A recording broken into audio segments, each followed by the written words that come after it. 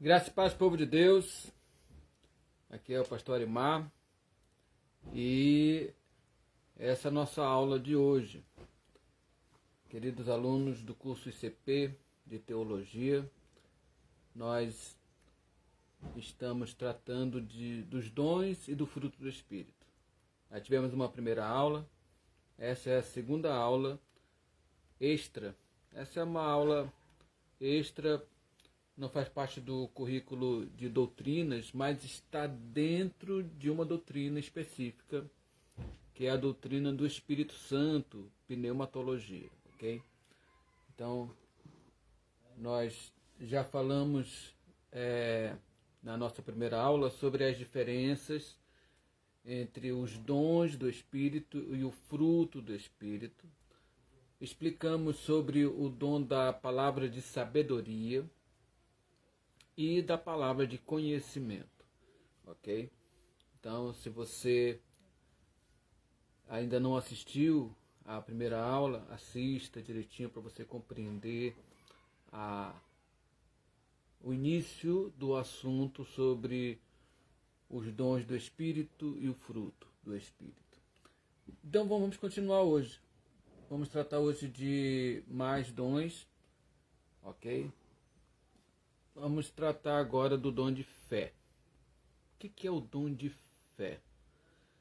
Bom, temos que deixar claro que este dom de fé, aqui do capítulo 12 de 1 Coríntios, não é a fé salvadora, não é a fé que a pessoa exerce quando ela recebe a salvação, no qual ela nasce de novo. Então, não é a fé salvadora, ok? Também não é a fé como uma das manifestações do fruto do Espírito, que em algumas traduções é traduzido como fidelidade também, ok?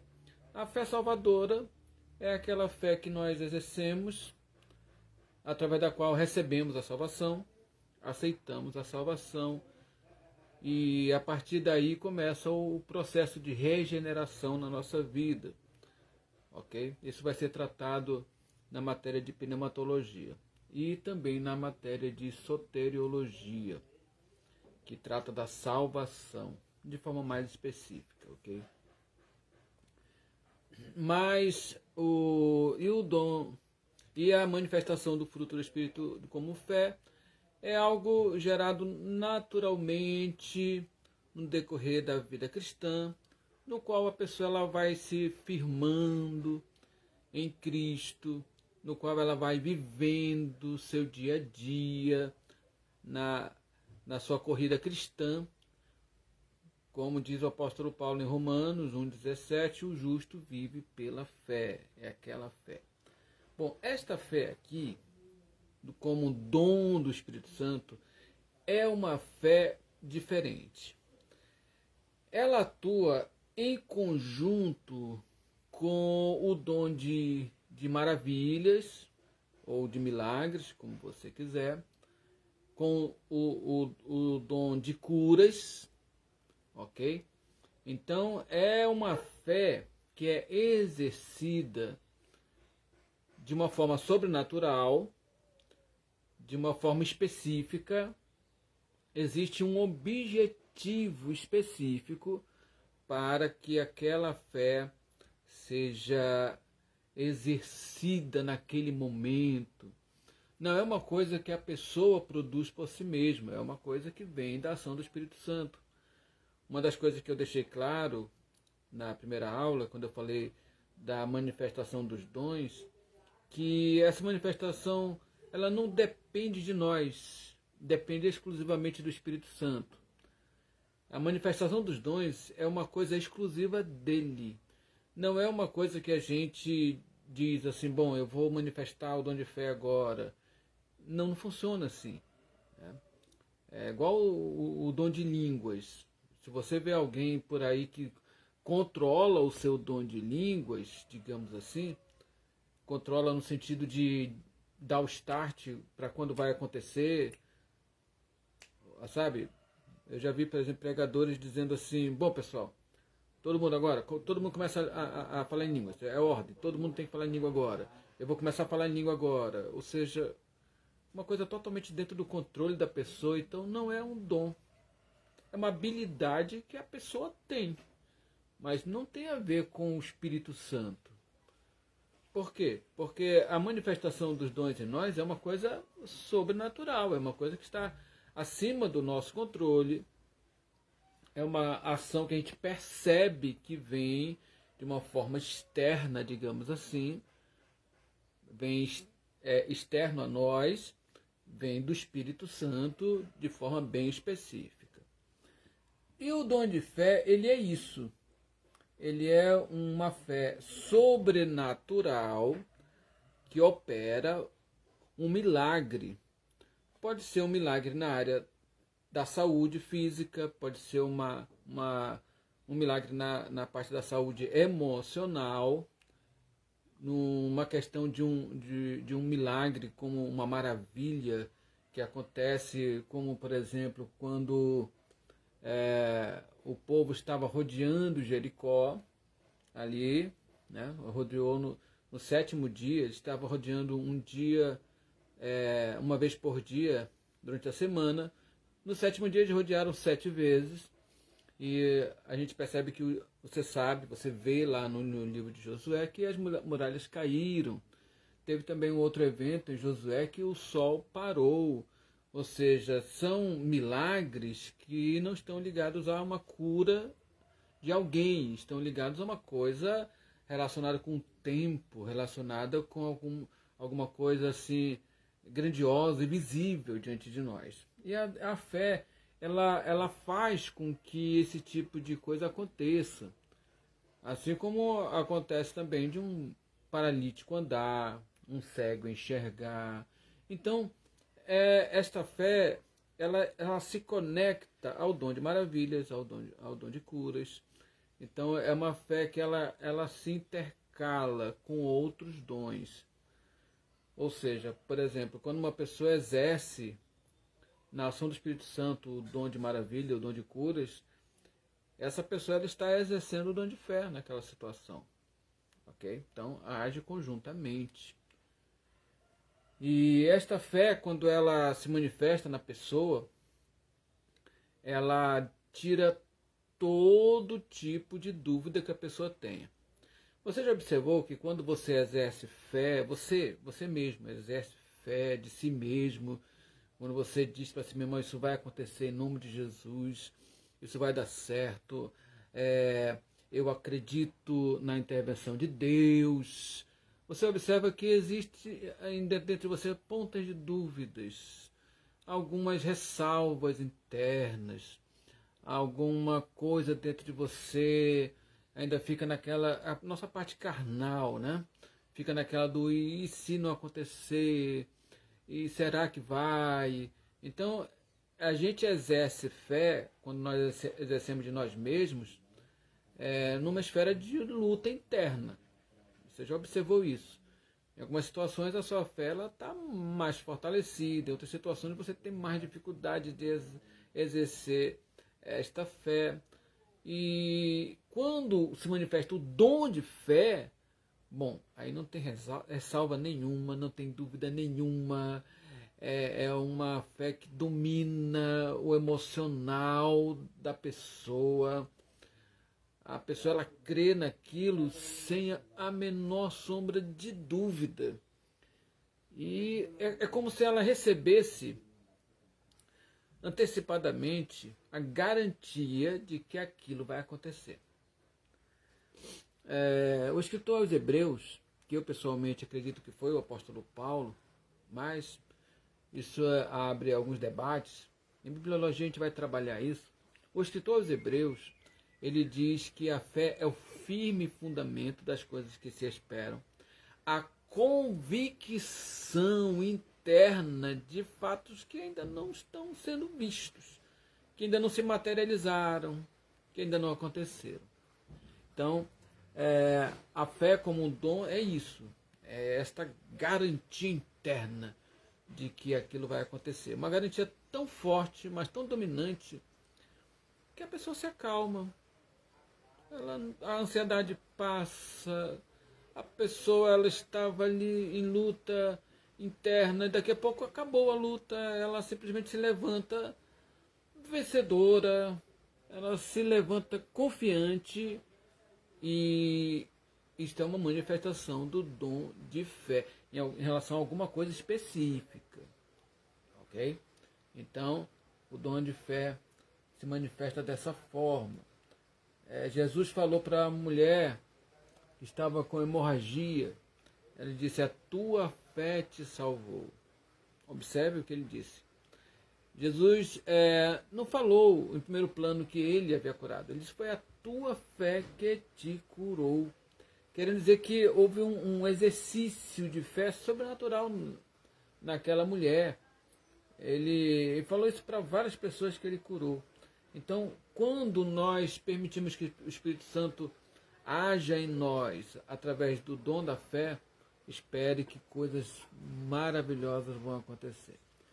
Bom, vamos agora a dons de curar. É bem curioso observar que este dom está no plural. Dons. Dons de curar. Não é dom de curar.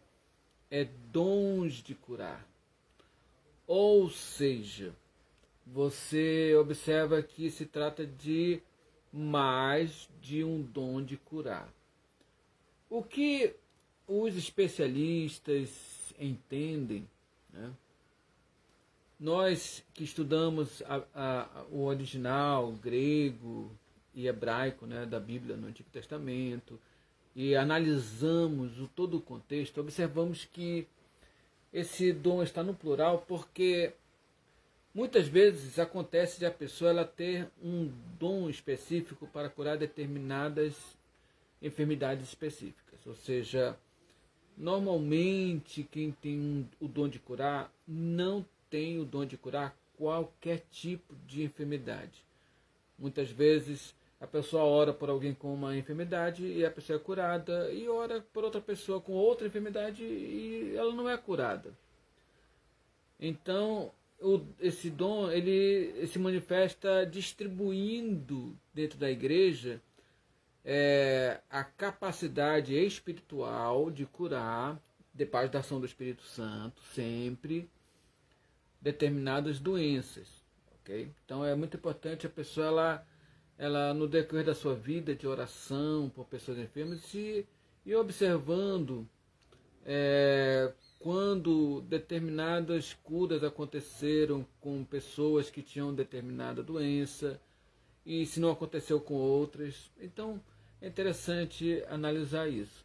Por exemplo, 2 Timóteo 4,20 diz que Timóteo deixou Trófimo doente em Mileto.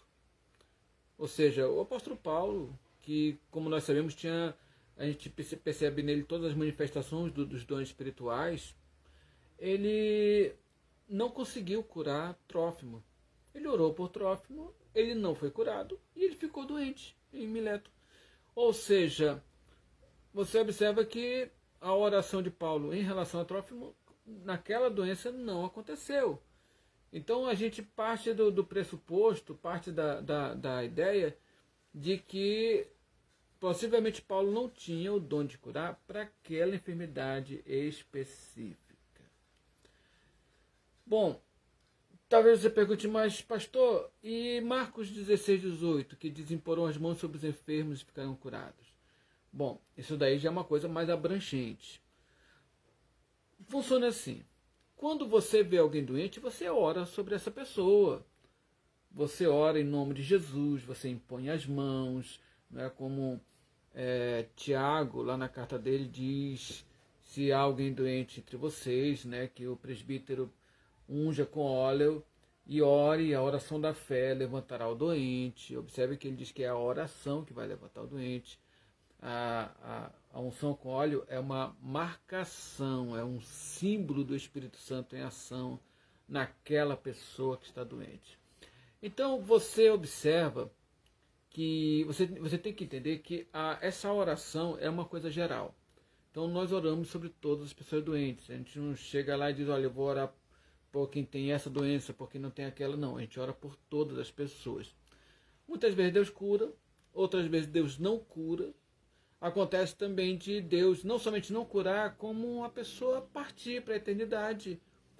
E é Deus sendo Deus. Deus é Deus quando cura, Deus é Deus quando ele não cura, e Deus é Deus quando ele leva a pessoa. Ou seja, é Deus sendo Deus, soberanamente.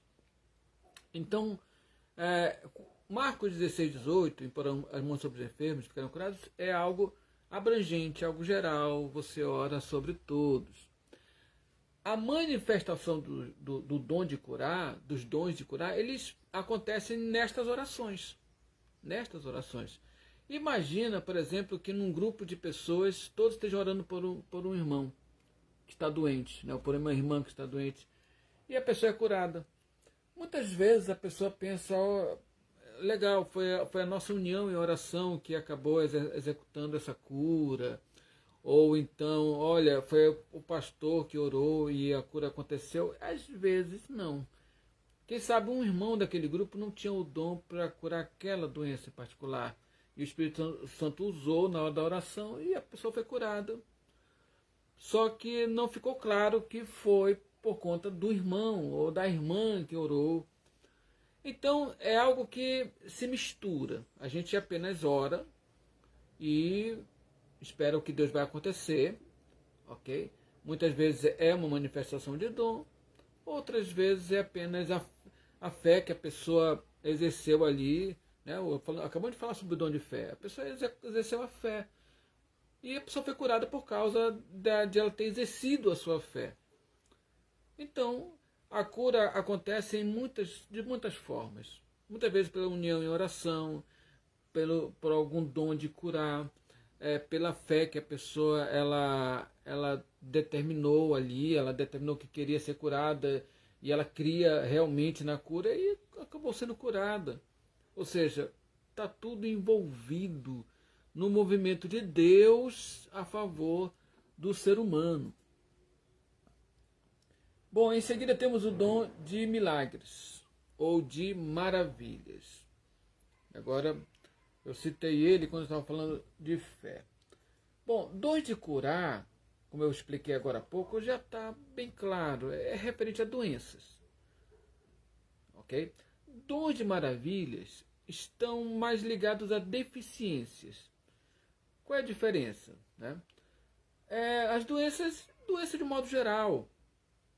Né? Muitas vezes câncer, AIDS, pneumonia, enfim, as mais variadas doenças, né, que a pessoa pode ter. Já o dom de maravilhas já vai mais além, ou seja, trata de deficiências, ou seja, muitas vezes de cegueira, surdez, paralisia, ou seja, é uma coisa em um âmbito maior, ok? E muitas vezes está ligado a coisas não relacionadas a doenças. Por exemplo, a ressurreição de Lázaro é um exemplo disso. Jesus não curou Lázaro, operou um milagre da ressurreição. Você também deve lembrar que Jesus acalmou a tempestade no meio do mar da Galileia, quando ele estava ali com os discípulos. Então a gente percebe que é um dom de maravilha, uma coisa que vai além da doença, digamos assim. Né? Existem doenças gravíssimas, mas o dom de maravilha vai mais além para situações que estão além de uma enfermidade. Ok? Então é um milagre no âmbito maior. Bem, chegamos agora ao dom de profecia. Dom de profecia tem muito pano para manga. Então vamos começar pelo começo. O que é profecia? O que é profeta? A palavra profeta significa aquele que fala em lugar de outro. A palavra profeta tem esse significado no seu original. Então, profeta é quem fala no lugar de outro. É alguém que é tomado por Deus, né? E tem uma mensagem a transmitir. É claro que no Antigo Testamento os profetas eles recebiam revelações de Deus, Deus falava audivelmente com eles, e assim eles chegavam com o povo e diziam, olha, o Senhor falou isso, falou aquilo, e dava uma mensagem dizendo assim diz o Senhor. Ok? Bom, o que é profeta no sentido do Novo Testamento? Né? O apóstolo Paulo, em Efésios, ele diz que Deus separou alguns para profeta. O que é o profeta hoje em dia? De um modo geral, o profeta é um pregador, é um alertador, é um atalaia, é uma pessoa que entende a mensagem de Deus e transmite a mensagem dele. A nossa maior profecia se chama Bíblia Sagrada. A Bíblia é a nossa maior profecia. Então, o que acontece? O profeta é aquele que fala em nome de Deus, é aquele que fala em lugar de Deus, a mensagem de Deus. Então, todo pregador inspirado, todo pregador pautado na palavra, pautado na Bíblia Sagrada, corretamente interpretada, ele é um profeta de Deus. Ok? É claro que nós temos por aí muitos pregadores, picaretas, muita gente que estão ensinando as mais variadas teologias doidas, teologia da prosperidade, teologia do misticismo, teologia do empreendedorismo, enfim, teologia coach, tem um monte de teologia doida por aí, são teologias falsas, são evangelhos falsos. E essas pessoas usam a Bíblia, só que mal interpretada, torcida, adulterada. Bom, esses não são profetas, eles são falsos profetas. Jesus disse que nos últimos dias surgiriam falsos profetas. Mas o verdadeiro profeta é aquele que fala em nome de Deus, a palavra de Deus, que lê a Bíblia, interpreta corretamente e prega. Alerta o povo contra o pecado, alerta o povo sobre a volta de Jesus, alerta o povo sobre o fim do mundo. Enfim, esse atalaia de Deus que fala com veemência mesmo, que sobe no púlpito e mostra a verdade de Deus, esses são profetas. Bom, mas agora se tratando do capítulo 12 de 1 Coríntios, no qual aparece o dom de profecia, é assim, significa que uma pessoa ela é tomada pelo Espírito de Deus em um momento específico e Deus usa essa pessoa para transmitir algo para alguém presente ou para todos que estão ali. Então essa pessoa é tomada por Deus. As suas faculdades orais, sabe, a sua verbalização é tomada pelo Espírito Santo. Agora, vamos deixar uma coisa bem clara. Capítulo 14, 1 Coríntios, Paulo ele dá uma aula sobre como usar o dom de profecia. Sabe por que a gente vê muita palhaçada em muitas igrejas por aí sobre profetadas? É porque o pessoal não leu o capítulo 14 de 1 aos Coríntios. É simples assim. Porque está tudo lá. Paulo explica direitinho sobre. Ele fala contra os exageros. Aconteceu isso muito na igreja de Corinto. E infelizmente Paulo escreveu a carta aos Coríntios, a primeira carta aos Coríntios, para organizar isso, para que não houvesse desordem na casa do Senhor. E hoje em dia a gente vê em muitas igrejas, sabe, muita palhaçada, muita desordem, porque o pessoal não leu a carta aos Coríntios, especialmente o capítulo 14. Então no capítulo 14 Paulo fala várias coisas importantíssimas. Não vou entrar exatamente no capítulo 14 agora, porque senão esse vídeo ficaria muito longo. Mas leia na sua casa. Se você tiver mais de uma versão da Bíblia, o ideal é que o estudante de teologia tenha mais de uma versão. O pregador, o pastor, o professor de Bíblia tenha mais de uma versão da Bíblia. Se você me perguntar, pastor, que versões eu deveria ter? Tem a básica, que é a corrigida. tem a Bíblia na linguagem de hoje, tem a Bíblia Viva, tem a Bíblia NVT, nova versão transformadora, tem a Bíblia NVI, nova versão internacional. São versões da Bíblia que muitas vezes, quando você lê aquele versículo numa Bíblia, não fica tão claro, mas você vai lendo na outra até você fechar o entendimento. Mas o que acontece no capítulo 14 de 1 Coríntios? Paulo diz, olha, é importante que 2 ou 3 profetizem naquela hora da oração, que o Espírito Santo está tomando as pessoas. Ele diz 2 ou 3 profetizem. Observa que ele coloca uma quantidade. O que a gente observa atualmente? Tem 20, tem 30 profetizando, vira uma bagunça. Mas ele diz, olha, 2 ou 3 profetizem e, mais importante, os demais julguem. Ou seja, profecia é uma coisa para ser julgada, para ser analisada. Não é para ser aceita assim de primeira, não é para ser aceito na bagunça, não é para ser aceito como uma palavra que com certeza é de Deus. Não. Porque a mente humana, ela produz profecias. Falsas profecias. Falsas profecias. Ou seja, uma pessoa, ela, no decorrer do tempo, sabe, dentro de igrejas desse tipo, bagunçadas, muitas pessoas adquirem a habilidade de falar profecia, de inventar profecia. A mente cria. E muitas vezes a pessoa acredita que é Deus, e é ela mesma. Aí vai dando profetada, vai dizendo que o fulano é para casar com o cicrano, se o fulano é para ir para tal lugar ou não é para ir, se o fulano ou seja, vai controlando a vida das pessoas através daquilo que a pessoa imagina que é o melhor para aquelas pessoas. É claro que ela coloca na conta de Deus porque fica mais aceitável, ok? Então o que acontece? O diabo também pode incorporar alguém e falar em profecia. Se o diabo ele produz falsos profetas, Jesus não diz que nos últimos dias teriam falsos profetas?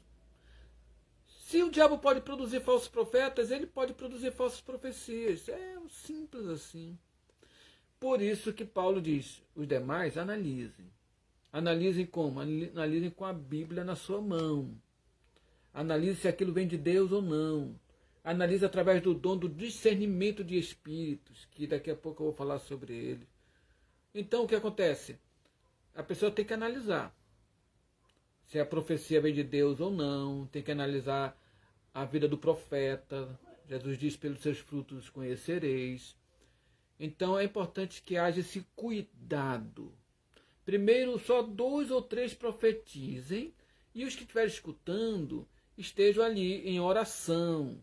Se for Deus falando, vai ter confirmação no coração da pessoa, né, que vai ser mencionada, ou do grupo que está ali, vai haver a confirmação. Por quê? Porque o mesmo Espírito que está falando no profeta é o mesmo Espírito que há na pessoa que vai receber a profecia. Então, existe paz, concordância interna. E outra coisa, a profecia está respaldada na Bíblia. Então, se não tem uma pessoa profetizando, de repente ela diz a data da volta de Jesus, é mentira, porque Jesus disse que ninguém sabe, só o Pai sabe. Então, já sabe que é falso.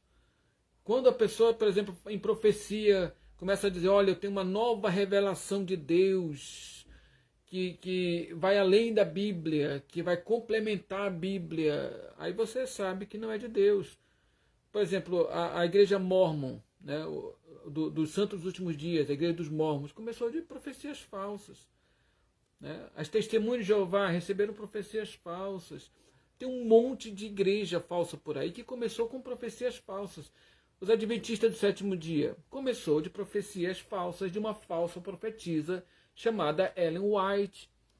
Então, profecias falsas são terríveis, porque podem começar falsas doutrinas. E falsas doutrinas começam falsas igrejas. E isso é perigoso demais. Então analise se aquilo condiz com o Espírito Santo que há em você. Analise com a paz na palavra. Por isso você tem que conhecer a palavra. Para você poder fazer esse contraponto. Para você poder fazer essa comparação. Aí você vai perceber, isso não é de Deus. Outra coisa que você deve observar é se a profecia está humilhando alguém. Eu já vi casos de profecias que humilhavam alguém ali, contavam os pecados da pessoa na frente de todos ali, causando constrangimento. O Espírito Santo ele é muito educado. E se fosse ele, não agiria desse jeito, pode ter plena certeza. Isso daí é um espírito fofoqueiro, contando a vida dos outros ali para humilhar. Então, analise, use o bom senso, analise para ver se aquilo é de Deus. Por exemplo, tem igrejas que as pessoas se casam baseado em profecias. Ou seja, se o profeta dizer, o fulano, eu quero que... E falando com a voz como se fosse de Deus, falando, aqui diz o Senhor. A pessoa, é perigoso porque a pessoa está usando o nome de Deus em vão. Aí ela diz, olha, fulano vai casar com a cicrana, e vice-versa, e vai colocando, e vai dizendo, vai fazendo os casaizinhos na igreja. Já foi constatado que a maioria destes casamentos fracassam terrivelmente, pior do que aquele que não tem profecia nenhuma. Por quê? Porque é a mente daquela pessoa, é uma profetada. Então a gente tem que tomar muito cuidado com isso. A profecia não tem essa finalidade. Paulo diz, 1 Coríntios 14, eu peço a você que leia do começo ao final, analisando direitinho. Paulo diz ali que a profecia ela é dada para exortar, para admoestar e para edificar. O que significa isso?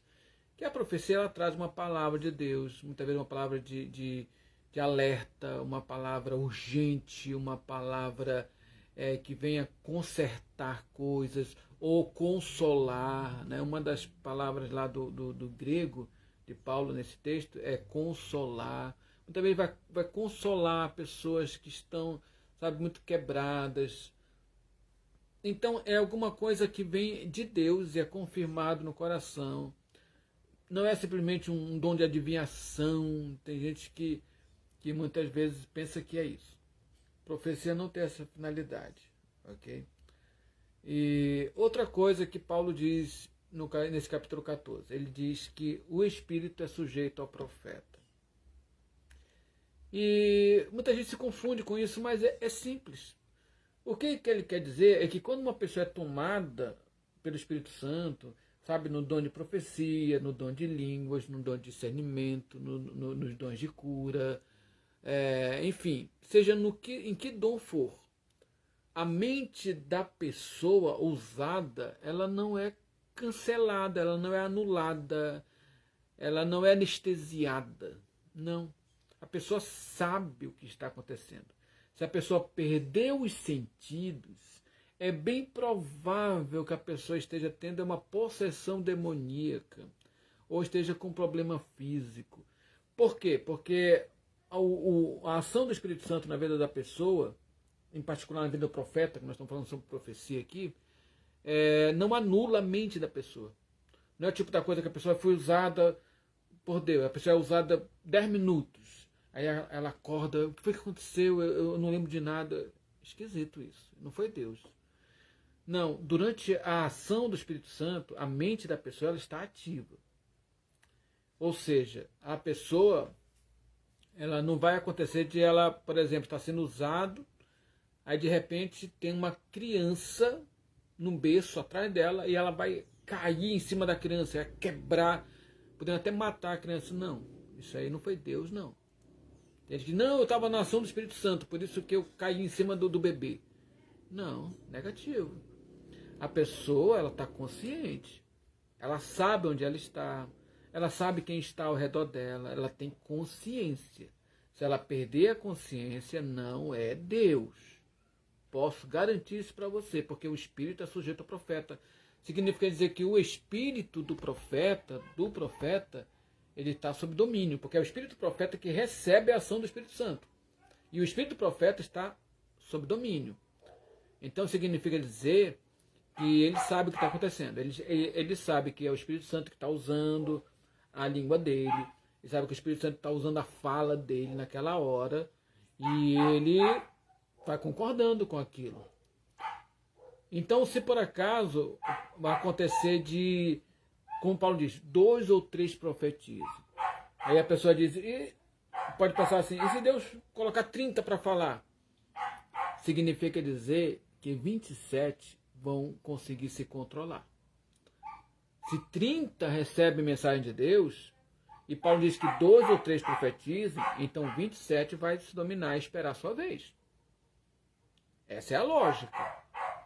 Quando aqueles pararem, aí outros começam aqui e os outros vão aguardar. Ou seja, precisa haver uma sequência, precisa haver uma ordem. Por isso que Paulo diz que o culto tem que ser com ordem e decência. Se virou bagunça, já não é do Espírito Santo. Se virou bagunça, já não é Deus em ação, porque Deus não é Deus de bagunça. Deus é Deus de ordem e decência. E é isso que estava acontecendo em Corinto. Era aquela barulheira doida, era aquela confusão, era um roda-roda, era um gira-gira, jequiti. Aí o apóstolo Paulo diz, epa, vamos parar com esse negócio. O que é isso? Vocês estão endoidando, é? Não. A ação do Espírito Santo, o Espírito Santo ele é muito educado. A ação do Espírito Santo é dentro de uma ordem, dentro de uma lógica, dentro de um entendimento. Imagina o que é 30 gritando profecia, ninguém vai ouvir nada, a mensagem não é recebida. E aí, é tudo culpa do Espírito Santo? Não. Nós temos controle. Quando o Espírito Santo age em nós, tem que existir uma concordância nossa. Porque o Espírito Santo não estupra ninguém. O Espírito Santo age dentro de uma concordância. Ok? Então, esse é o dom de profecia. Eu expliquei aqui, caso você tenha algumas dúvidas sobre sobre esse dom, sobre algum dos outros, você pode escrever no comentário ou então no PV, né, no particular, e eu explico para você, tá bom? Mas sempre lembrando, a nossa maior profecia se chama Bíblia Sagrada. A nossa maior profecia está neste livro abençoado. Toda profecia que surgir, sabe, por manifestação do dom do Espírito Santo, tem que estar pautado, baseado nas Sagradas Escrituras. Porque se contraria a Bíblia, não é Deus. Ok? Por exemplo, tem gente, eu já ouvi casos de pessoas que quando vão pregar, aí tá lá, a pessoa diz que tá, né? Tá lá o arcanjo Miguel, o arcanjo Gabriel, trazendo mensagem do que a pessoa tem que falar. E a Bíblia, onde é que está? Não, o arcanjo Miguel, o arcanjo Gabriel, eles têm muita coisa para fazer. Você, pregador, já recebeu a Bíblia. Você tem a sua Bíblia. Se não tem, tem na livraria, compre uma para você. É a Bíblia, é a palavra. Nós pregamos a palavra. Não é para pregar o que anjo vem falar, não. Não. Nossa maior profecia não vem através de anjo nenhum, não. Vem através da Bíblia Sagrada. Simples assim. Dom de discernimento de espíritos. Esse dom aqui é muito importante. A Bíblia fala em Atos 16 que o apóstolo Paulo ele estava na cidade de Filipos e sempre que ele saía para o local de culto, uma menina vem atrás dele profetizando, né? Todos achavam que era profecia. E falava até coisas boas, não estava falando coisa ruim, não. Estava falando que Paulo era um mensageiro de Deus e por aí vai. Só que Paulo recebeu um discernimento de espíritos que aquilo era um espírito de adivinhação que estava agindo naquela menina. Aquela menina ela era usada, né, por gente pilantra, era usada para ganhar dinheiro. Eles ganhavam dinheiro nas costas dela. Ela ficava adivinhando as coisas e o pessoal pagava ali. E então ela tinha um espírito de adivinhação. Ou seja, você observa que foi necessário um dom de discernir espíritos para saber que aquele espírito que agia na menina era um espírito maligno. Ou seja, o dom de discernir espírito é muito importante. Porque o dom de discernir espíritos te dá uma capacidade especial para você perceber a origem de uma manifestação. Por exemplo, ainda agora eu falei sobre o dom de profecia. O dom de sinespírito ele é importante porque é o Espírito Santo lhe dando uma revelação específica, lhe dando uma informação específica de que aquela profecia não vem de Deus. Então você analisa, você pensa, você usa o bom senso e o dom de sinespírito ele bate o martelo e diz, não vem de Deus. Isso é um demônio que está agindo nessa pessoa. Isso é uma manifestação da própria pessoa, né? Em quantos lugares espíritas de curandeirismo pessoas são curadas? Pois é. Você sabe que é uma ação maligna pelo contexto da situação. Mas muitas vezes é preciso esse dom para você perceber que aquela manifestação, que aquela palavra, que aquela ação, que aquele trabalho, seja lá o que for, não vem de Deus. Então esse dom é muito importante para não deixar você ser enganado, a sua igreja ser enganado, ok? Temos também o dom de variedade de línguas, né? O que acontece? Quando a pessoa ela recebe a manifestação do batismo no Espírito Santo, ela recebe o revestimento de poder, a pessoa ela fala em línguas. Então essa é uma das marcas. Eu não vou dizer que é a única, ok? Existe debate sobre isso, tem pessoas que acham que essa não é a única marca, a única comprovação. Mas eu posso lhe garantir que é a principal. Então a pessoa fala em línguas. Ela fala em línguas que ela não aprendeu a falar.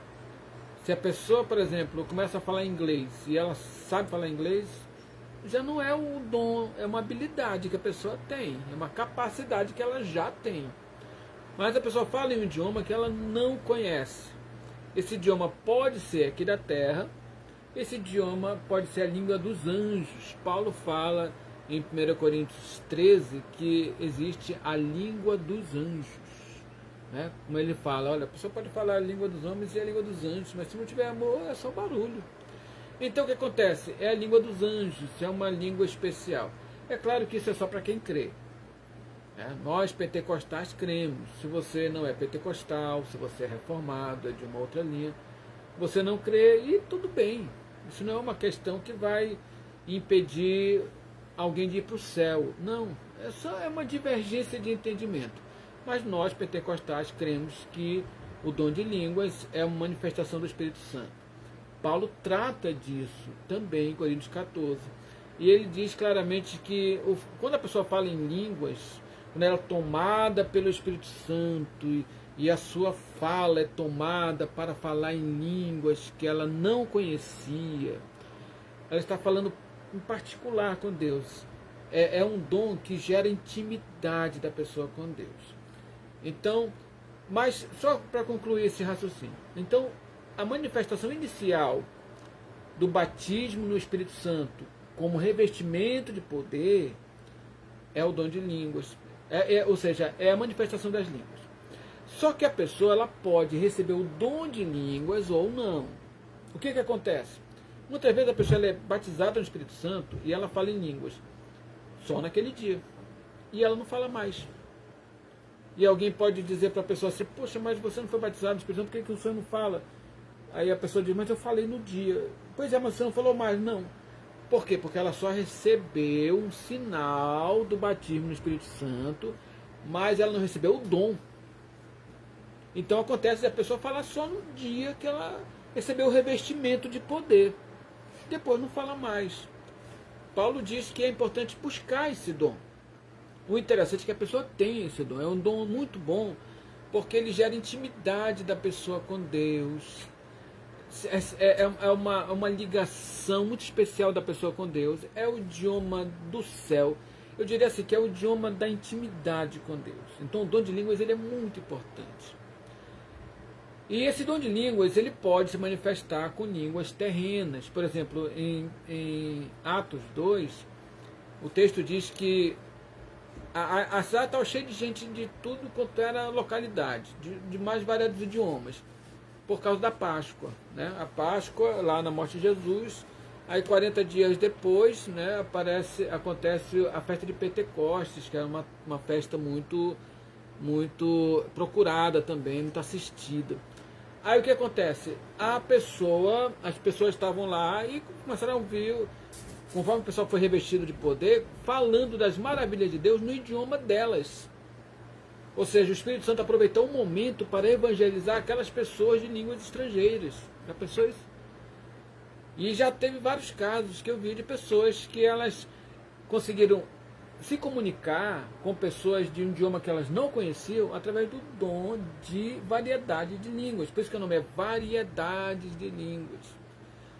Eu conheço o caso, por exemplo, de um pregador que ele estava pregando e de repente, no meio da pregação, ele começou a falar em línguas.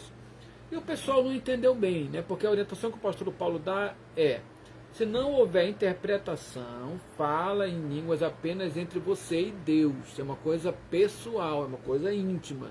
Não adianta ficar falando em línguas no meio de uma pregação, porque ninguém vai entender nada e não vai edificar a vida de ninguém. A não ser que tenha a interpretação. Mas no caso desse rapaz, ele começou a falar em um idioma diferente, e o pessoal ficou incomodado, dizendo: poxa, isso aí era para ele falar em particular com Deus. Ele está falando no meio da pregação e nós não estamos entendendo nada. Quando ele terminou de falar, um homem alto, um brancão, louro, saiu lá do fundo da igreja, veio à frente chorando e se converteu. Foram descobrir depois que aquele homem era alemão e não falava nada em português. E que a língua que ele falou ali foi alemão, ou seja, o pregador foi tomado para falar em alemão, para evangelizar aquele alemão que estava lá no culto e ninguém se tocou. E era uma ação do Espírito Santo. Mas a ordem paulina é essa. Se você sente o poder de Deus para falar em línguas, no meio de uma oração, amém, glória a Deus, é um negócio maravilhoso. Mas assim, se por acaso você está falando no púlpito, está pregando, o ideal é que você fale no idioma que as pessoas entendam, ok? A não ser que tenha a interpretação de línguas. Aí já é uma outra história, ok? Mas, para fechar essa primeira parte aqui dos dons, tem o dom de interpretação de línguas. É isso que eu estava me referindo agora há pouco.